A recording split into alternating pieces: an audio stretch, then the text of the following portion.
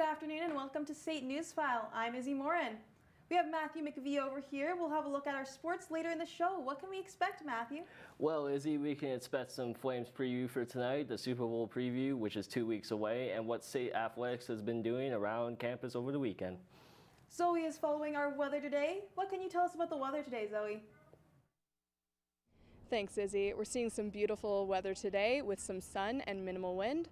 Calgarians are getting some much needed relief after we spent a few days last week in the negatives. The high for today, January 28th, is 8 degrees. The high from last year really contrasts this, as we only got up to minus 13. The all-time record high was set in 1940, where we reached a high of 14 degrees. The all-time record low was set in 1929, where we reached a freezing minus 42.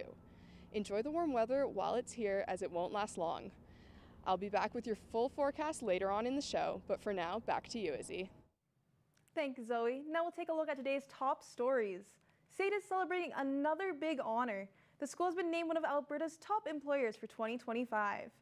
SAIT President David Ross shared the news today and congratulated staff on their commitment to student education. SAIT has been named one of the top employers in Alberta for the 15th year in a row. The survey is conducted by the Calgary Herald and Edmonton Journal newspaper. The employers are selected based on work atmosphere, skills and training development, health benefits, and community involvement. The awards will be officially presented on a ceremony on May 28th.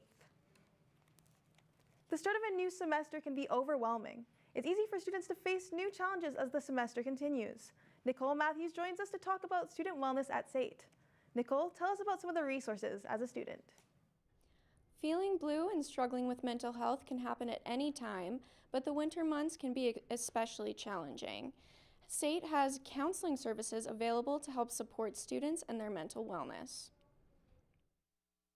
Students having trouble turn to the SAIT Counseling Center in Heritage Hall. Counselors can deal with everything from course workload to stress or personal issues. So at the beginning of the semester, adjustment is quite a big issue. We also provide educational counseling as well, so it's about motivations, test anxiety, performance anxiety. As the winter semester continues, getting to school, doing homework, and completing assignments can get difficult to manage. SAIT has suggestions for students who are feeling overwhelmed with their workload. Listen to your body, practice meditation, and make sure you get enough sleep. Semester's going all right. It's hard to stay motivated with these shorter days and just the end of the year for the school term. But, we're just trying to make it day by day. Every student can face different obstacles, which makes maintaining mental wellness a challenge. It's been horrible. It's been so bad. Waking up early sucks. I wish I could wake up later, but that's okay. It's kind of tiring, it's a lot of work, but at the end of the day, it needs to be done, so I'm just pushing myself, even though I have other stuff going on, but again, I gotta push myself to complete the semester. And it is tiring. I am getting tired. I feel like I'm getting burnt out, but it's all worth it in the end. Yeah, it's cold outside, and that makes my transit ride to school hard. And sometimes the buses are late, sometimes the trains are delayed. So it's been tough to actually even get here. It can be a struggle to focus on school, which is why it's important to recognize and find strategies to manage stress. Many students here at SAIT might be looking for some extra support. It could be making adjustments to the new semester, advice to manage their workload, or just someone to talk to. Counselors at the Student Development and Counseling Center are here and ready to help. Back to you, Izzy. That was Nicole Matthews reporting live from SAIT. Opposition to the new Green Line LRT line in Calgary is continuing to grow. Several prominent business groups have sent a letter to the province against the new elevated Green Line through the downtown. Isaac Sandu has more on the story. The contentious Green Line project has faced many obstacles during its planning phase. In the latest development, 4 organizations in the downtown area drafted a letter to the province criticizing the proposed elevated train line in Calgary's downtown core. In early December, the provincial government hired engineering firm AECOM, who recommended elevated tracks above 10th Ave and 2nd Street. But the organizations claim previous concerns haven't been addressed, and the plan poses significant financial risk and impact to the area's businesses, market values, and downtown accessibility, among other concerns. Mark Garner, Executive Director of the Calgary Downtown Association, says the data does not support an elevated line. We're not seeing anything that shows us any new data that would support an elevated system in the downtown core. John Battis, owner of Michael's Pizza Restaurant on 10th Ave, opposes the elevated line and says 10th Ave is critical for emergency vehicles. First of all, I don't like it. I don't like the position of it. I think it brings a lot of problems that we don't need. I said this is basically the only downtown two-way street we have, and it's an emergency route. So you take this away, what's going to happen when there's a fire or police need to get somewhere? City Council will meet behind closed doors today to discuss the province's proposed alignment. Mayor Jyoti Gondek said it's critical to look out for businesses in the downtown area. I also have to say that it's critical that we are protecting the interests of our city's downtown, the businesses that operate there, the building owners who have invested so much over time. So this will be a robust conversation. The provincial government has given City Council until February the 7th to make a decision on the project. With Say Newsfile, I'm Isaac Sandu. Calgary City Council is looking into a possibility of using tax incentives to promote housing development in specific areas of the city. A motion brought forward by Ward 8 Councillor Courtney Walcott will be discussed during today's meeting and proposes creating new property tax subclasses to encourage development. One idea includes a tax exemption for purpose-built rental buildings near transit. The motion also suggests a vacant property tax to encourage the development of empty or derelict properties, similar to a program initiated in Edmonton. If approved, the city will create a report on the feasibility of these programs and present it next year.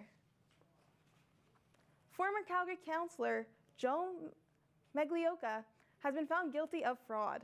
Maglioka was accused of lying about travel expenses and falsely claiming meetings with politicians between 2017 and 2019. 3 politicians testified that they never met him, contradicting his claims. The court found his expense claims deliberate and intentional. The judge ruled on Monday that he was guilty of fraud, but was cleared of a breach of trust charge. The City of Calgary, which Maglioka represented until 2021, has since revised its expense policy and governance structure in response to the case. Maglioka's lawyer says he will appeal the conviction. An iconic Alberta retailer is shutting its door after almost 60 years. PV Mart is closing down. As Haven Taber reports, for many customers, it was quite a surprise. PV Mart's decision to close all 90 of its locations marks the end of an era for the Canadian retailer. The business has been a fixture in communities across the country for nearly 6 decades. Based in Red Deer, PV Mart was a family-owned business that grew from a small hardware and farm supply store into a recognized name in retail. At their Airdrie location saw it coming. Is it weird? Sad, but they've always been overpriced. And I always find, since the store's been open, when I go in there, there's no customers because we can't afford the prices. Challenges such as low consumer confidence, rising costs, and supply chain disruptions as reasons for the closures. PV Industries LP president Doug Anderson said that it was a very difficult decision to make.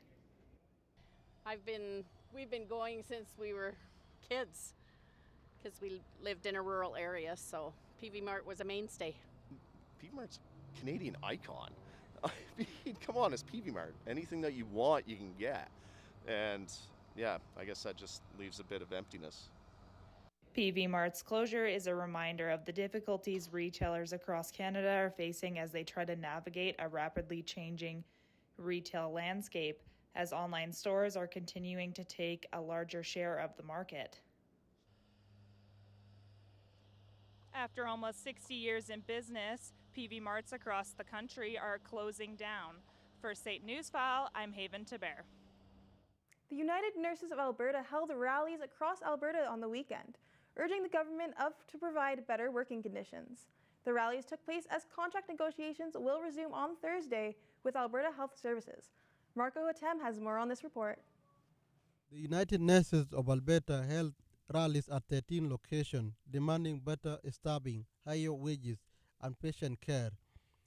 The union's second vice president says The ongoing destabilization of Alberta healthcare system is increasing uncertainties and stress for nurses. Nurses have been burnt out for a long time, and that's one of the big issues at the bargaining table is that they're being asked to do more and more with less and less, and they want to stand up and demand respect to be able to provide the care that they want. People at the rallies ask for better staffing and more respect for frontline healthcare workers. That nurses will continue to stand for what is right. We are going to continue to fight for publicly funded, publicly delivered health care. And our goal is to ensure that all Albertans have safe access to health care. The rally united public servants and professionals from all walks of life to show solidarity. One of the main reasons a former teacher attended was to support this cause. I'm not a nurse at all, but I'm also a former teacher, so I know what it means to be a public servant in this province. And so as a public servant, we all should band together in solidarity and fight back on behalf of our province. The day of action collided with the 37th anniversary of 1988, when nurses woke up the job for a 19 illegal strike. Alberta Ministry of Health says in a statement to CTV, it is their hope AHS and the United Nurses work collaboratively toward a settlement that works for all parties to deliver health care. The United Nurses of Alberta are demanding better job wages, good working environment, and an increase in the shortage of staff that has led some of them to work for long hours. Reporting for Say Newsfile, I am Marco Atem. Alberta's medical community is pushing back against a controversial task force report reviewing the province's pandemic response. Doctors are calling the $2 million report anti-science and warning it could harm public health. The report includes recommendations to halt COVID-19 vaccines for healthy children and teens, and to allow doctors to prescribe alternate treatments like ivermectin. Critics, including the Alberta Medical Association, argue that the report is spreading misinformation that could increase distrust in health measures. The province is still reviewing the reports and has yet to make a decision on its recommendations. A Calgary couple is facing difficulties with their insurance company following a 2023 hit-and-run collision with an Amazon delivery van. The crash, which happened in the New Brighton neighborhood, left their 2015 Dodge Journey with significant damage. The couple's insurance company, CGI Canada, covered some of the repairs, but has declined to pay for additional costs, citing betterment clauses. The driver of the van was later charged with a hit-and-run. However, Amazon, which contracts the delivery drivers, has stated that the couple did not contact the relevant third-party carrier for any other resolution. So the couple is still seeking an end 2 years later. Although we are almost at the end of January, Calgary is seeing temperatures in the double digits. Noah Isaac has some more on why we are seeing such warm temperatures. With temperatures rising all the way to 10 degrees both today and tomorrow, Calgarians are able to do activities that they usually may not be able to do during this time of the year and are enjoying the double-digit weather. I plan on enjoying the couple of nice days, going out biking, going on a couple walks, like maybe if it's still cool enough, maybe go ice skating or something, I don't know. I am obsessed with it. This is one of my last Januaries in Calgary. I've been here 13 years. This is the best winter I've seen, and I am hyped for it. Can't get enough. Pretty good. It's nice, really, to just walk out and not be freezing half this. Although Calgary is known for its crazy and quick changes in weather, temperatures quite like this is not an every-year occurrence. Weather specialist Jody Hughes explains why this is happening. We have a blocking pattern in place. It's called a REX block, R-E-X. And so what's happening is we have a ridge of high pressure in the Pacific Basin, in the North Pacific Basin, and then south of that is a low. With temperatures rising all the way to 10 degrees both today and tomorrow, Calgarians are able to do activities that they usually may not be able to do during this time of the year and are enjoying the double-digit weather. Our average daytime high in January is between -1 and -3. And we are now, I think, at 22 days where we've been, or we will be 22 days above zero. Calgarians should look to get outside and enjoy the weather while they can, as it is expected to drop all the way to -25 with lots of snow as soon as Sunday. For St. Newsfile, I'm Noah Isaac. Today's top stories. We'll have your full forecast after this break. But first, Zoe Lukwich has a look at what's going on around Calgary this week. State campus, we have a variety of events coming up. Any State International students with a birthday in January can grab some cake and treats in Heritage Hall. Registration links can be found in the latest International Center e-newsletter. Next, SAIT's Sexual Violence Program Coordinator and Educator is hosting a session to learn more about the strategies to prevent sexual and gender-based violence in our community and how to intervene compassionately and safely as a bystander. To celebrate Chinese New Year, SAIT is hosting a Lunar New Year celebration. Everyone is invited to join the parade and enjoy exciting activities like hearing your horoscope, creating your own calligraphy, and cracking open fortune cookies. Other events in Calgary include the Calgary Motorcycle and Power Sports Show. Starting January 31st, the show is set to deliver plenty of excitement, fun, and new discoveries for riders of all ages and experience levels. Finally, the Pyramids of Giza have arrived in Calgary for the first time ever at Chinook Mall. This VR immersive experience will take you back to the golden age of ancient Egypt. Step into the world of Quick Draw Animation Society. No matter if you are a child or an adult, a beginner or an expert, Quick Draw Animation Society offers year-round classes and workshops for all levels. Hey, hello there! Enjoy studio space, resources, and an extensive library with books, films, and reference materials. Quick Draw Animation Society, a thriving community developing new and unimagined ways of animation since 1984. Visit quickdrawanimation.ca for more information. Come and learn the fast-paced world of television production. Find your passion to write, shoot, edit, and direct news, sports, and dramatic productions. With industry-standard technology and the best instructors in the business, SAIT's television production program teaches you everything you need to know for a career in broadcasting. This is television production. Come and dare to be on air. Good afternoon. Welcome back to SAIT Newsfile. I'm Zoe Lukowicz with the weather. Taking a look at Western Canada, in Vancouver it is sunny at 7 degrees. Over in Edmonton it is partly cloudy, also 7 degrees. In Regina it is sunny at 0 degrees. And over in Winnipeg it's 2 degrees with cloudy skies. Now a low pressure system will be coming through Western Canada, lowering these temperatures drastically, so take advantage of them while they're here. Now taking a look at Eastern Canada, in Toronto it's -3 and cloudy. Over in Montreal it's sunny but a staggering -14. Over in Halifax there's a chance of rain and it's 2 degrees. And up in St. John's it is 5 degrees and cloudy. Now we'll take a look at our resorts forecast. In Palm Springs, it's mostly sunny and 17 degrees. Barbados is also seeing some sun. It's a great day for the beach with a forecasted high of 29. In Cancun, it's partly cloudy and just a few degrees behind Barbados. Honolulu is 24 degrees and cloudy. Orlando is seeing partly cloudy conditions, and Las Vegas is the chilliest of our resorts, sitting at 12 degrees. Now taking a look at Calgary today, we are seeing very beautiful temperature for this season. It is 8 degrees today. Mostly cloudy conditions. The wind is northwest, 20 kilometers an hour. And next up, we'll be seeing cloudy skies and -4 tonight. Now taking a look at the map of Alberta, up in Fort McMurray, it is 6 degrees, partly cloudy skies. Over in Grand Prairie, it's 7 degrees. There's a chance of showers over there. In Edmonton and Red Deer, it's both 7. Edmonton is seeing some sun, whereas Red Deer has cloudy skies. Over in the Rockies in Banff, it is 2 degrees, partly cloudy skies. In Calgary, of course, it's 8 degrees, partly cloudy skies as well. Lethbridge and Medicine Hat are both seeing sun in the south here. Lethbridge sitting at 10 degrees and Medicine Hat sitting at 5.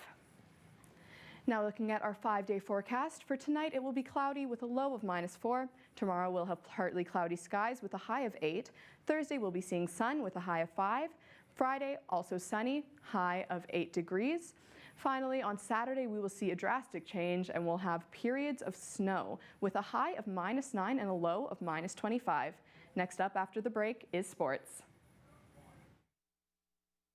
Looking for a job is hard enough as it is, but some women don't have access to proper work clothes. That's where Dress for Success Calgary can help. Dress for Success Calgary is an organization dedicated to empower women through their wardrobe. With a focus on providing both business casual and business professional wear, Dress for Success Calgary has something to help every woman find her definition of success. It's so easy to use your compassion to uplift women. Donate your clothes or time to help support women in Calgary.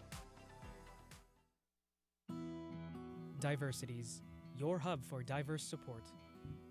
We empower minorities, marginalized communities, and newcomers. We are not just a community, we are your guides to realizing dreams. Our mission? Build a society that's inclusive and supportive, providing social mobility for everyone in Calgary. Join us to create more opportunities. Diversities. Your journey starts here. Welcome back to State Newsfile. Matthew McVie joins us now for a look at the latest highlights. What can we expect? Well, Izzy, we can expect some Flames preview for tonight and the Super Bowl preview in 2 weeks and what State Athletics has been doing over the weekend.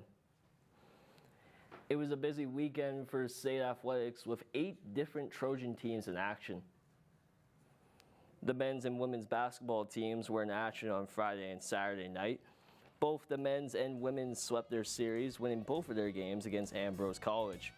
The volleyball teams were also in Edmonton against Ambrose. The men's team won both of their matches 3-1, but the women lost both of their matches 3-0 and 3-1 respectively. The men's hockey team won both of their games against Ambrose last weekend. The first was 3-2 and the second was 3-1. The women's hockey team also played in Medicine Hat. They won both their games 3-0 and 4-0. State women's curlers are getting set to go to the Scotties.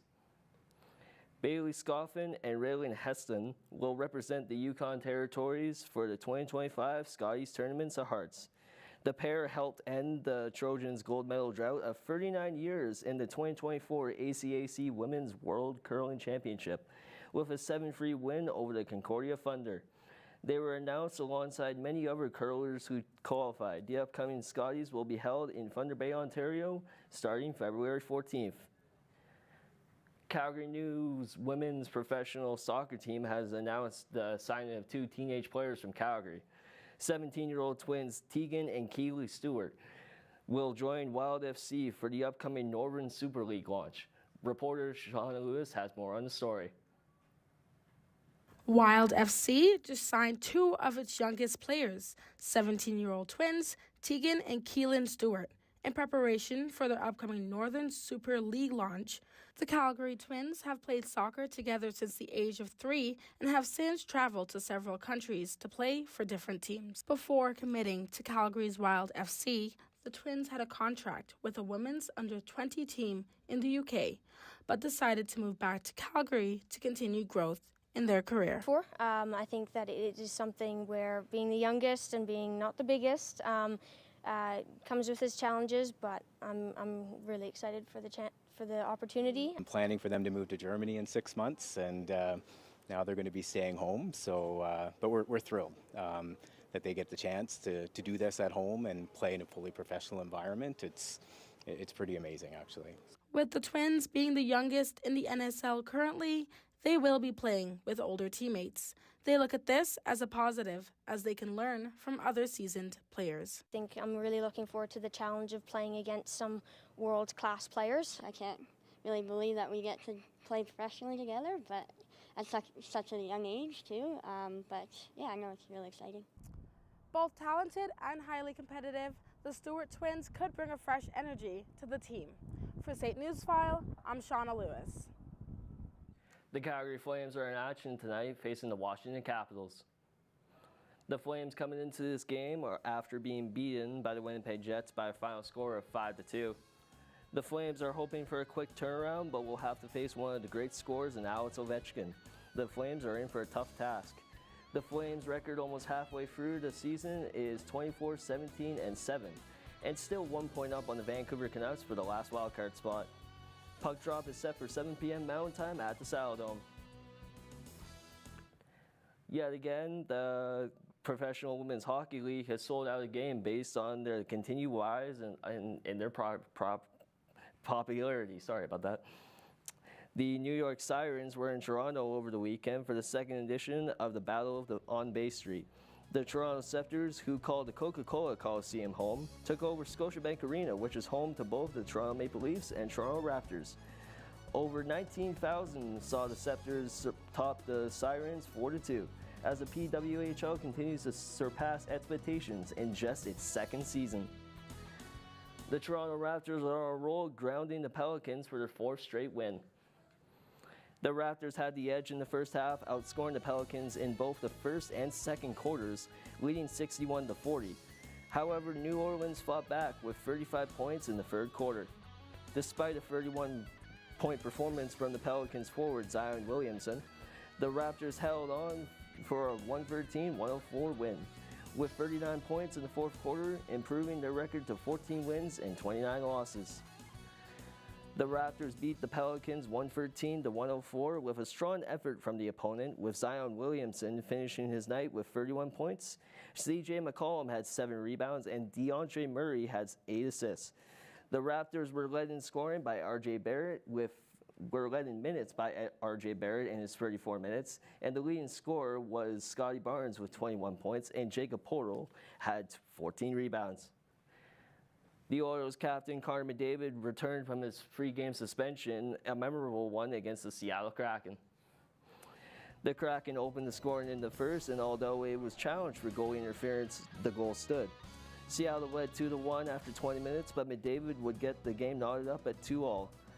The Oilers would go on to score 4 unanswered goals, with veteran Corey Perry grabbing the go-ahead goal.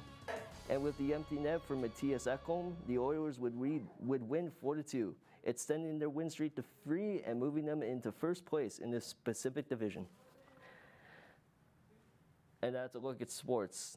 Now back to you, Izzy. Thank you, Matthew. Now we'll be taking a look at our news feature for the day. Breaking into the local scene may be a challenge for new musicians, but many places in Calgary offer open mic nights to allow for these musicians to just show up and play in front of a crowd. Nolan McGregor reports for Red Crown's Pub, which hosts open mic nights every Thursday at 7.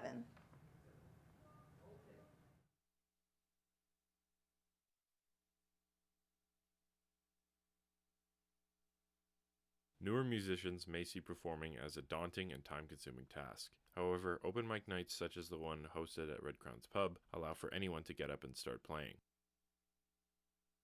They get to come out and have a try, and they only have to play 2 or 3 songs.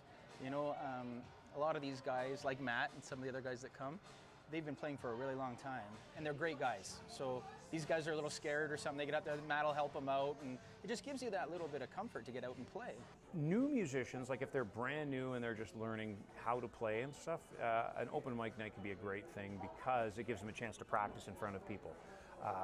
That is so much better. Like you can sit and play in your house and you can learn how to do things, you can play, you can learn more in one night on stage than you can learning a week in your house. So that ability to do that will speed everything up.